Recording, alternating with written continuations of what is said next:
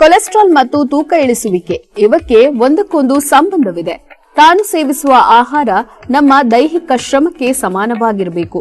ನಾವು ಸೇವಿಸುವ ಆಹಾರದಿಂದ ಬಿಡುಗಡೆಯಾಗುವ ಶಕ್ತಿ ರೂಪದ ಕ್ಯಾಲರಿಗಳು 80% ವ್ಯಯ ಆಗಬೇಕು. ವ್ಯಯ ಆಗದಿದ್ದರೆ ಆ ಕ್ಯಾಲರಿ ಶಕ್ತಿಯು ಬೊಜ್ಜಿನ ರೂಪದಲ್ಲಿ ಶೇಖರಣೆಯಾಗುತ್ತವೆ. ಇದು ಹೀಗೆ ಮುಂದುವರೆದರೆ ದೇಹದ ತೂಕ ಹೆಚ್ಚಾಗುತ್ತದೆ. ಆದ್ದರಿಂದ ನಾವು ಸೇವಿಸುವ ಆಹಾರ ಸಂಪೂರ್ಣ ಜೀರ್ಣವಾಗುವಂತೆ ನೋಡಿಕೊಳ್ಳಬೇಕು. ಸರಳವಾಗಿ ಜೀರ್ಣವಾಗುವ ಆಹಾರವನ್ನು ಹಿತಮಿತವಾಗಿ ಸೇವಿಸಬೇಕು. ಕೊಲೆಸ್ಟ್ರಾಲ್ ಮತ್ತು ಸ್ಥೂಲ ದೇಹ ಇದ್ದವರು ದೇಹದ ತೂಕ ಇಳಿಸಿಕೊಂಡು ಕಾಲಕಾಲಕ್ಕೆ ಕೊಲೆಸ್ಟ್ರಾಲ್ ಲೆವೆಲ್ ಒಮ್ಮೆ ಚೆಕ್ ಮಾಡಿಸಿಕೊಳ್ಳಬೇಕು.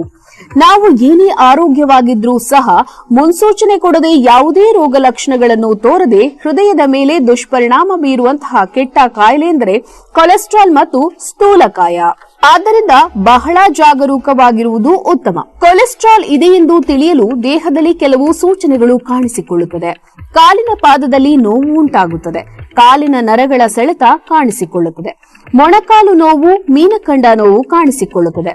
ರಕ್ತ ಸಂಚಾರವಾಗದೆ ಆ ಭಾಗದ ಜೀವಕೋಶಗಳಿಗೆ ಆಮ್ಲಜನಕ ಮತ್ತು ಪೌಷ್ಟಿಕಾಂಶ ಸರಬರಾಜು ಆಗುವುದಿಲ್ಲ. ಅಂತಹ ಭಾಗದಲ್ಲಿ ನೋವು ಕಾಣಿಸಿಕೊಳ್ಳುತ್ತದೆ. ರಕ್ತ ಸಂಚಾರದಲ್ಲಿ ಏರುಪೇರಾಗಿ ದೇಹದ ಕೆಲವು ಭಾಗಗಳಿಗೆ ರಕ್ತ ಸಂಚಾರವಾಗದೆ ಆ ಭಾಗದ ಜೀವಕೋಶಗಳಿಗೆ ಆಮ್ಲಜನಕ ಮತ್ತು ಪೌಷ್ಟಿಕಾಂಶ ಸರಬರಾಜು ಆಗುವುದಿಲ್ಲ. ಅಂತಹ ಭಾಗದಲ್ಲಿ ನೋವು ಕಾಣಿಸಿಕೊಳ್ಳುತ್ತದೆ.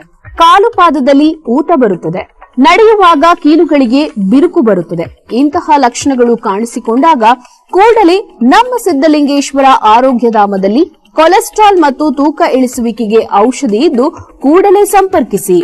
ಸ್ಲಿಮ್ ಸುಧಾ ಮತ್ತು ನಿತ್ಯ ಸುಧಾ ಔಷಧಿಯನ್ನು ಉಪಯೋಗಿಸುವುದರಿಂದ ಪ್ರತಿದಿನ 2 ಬಾರಿ ಮಲವಿಸರ್ಜನೆಯಾಗುತ್ತದೆ.